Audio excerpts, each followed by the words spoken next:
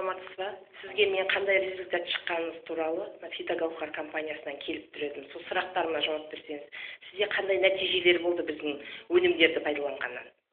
Мен Әлем фармациясынан көрі 2013 жылы жұмысқа тұрған кезінде қазір автострахование дейсің картоннан 2013 жылы жұмысқа тұрған кезде бірінші Фитогауһарды таныттым.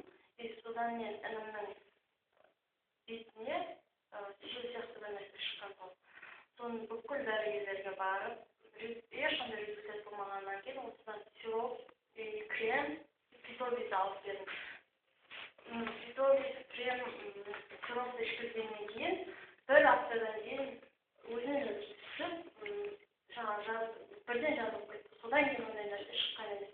Біз 2 жыл бойы соның емін таппай, әттен бармаған жеріміз қалмаған болды. Одан кейін мамама гипертонический и почечный аллергуринді алып берген тұғымыз давлениесінен. Ешқандай олар көп емдерді несін қалмай жүрген. Осыларды ішкізгеннен кейін одан кейін давление болған емес.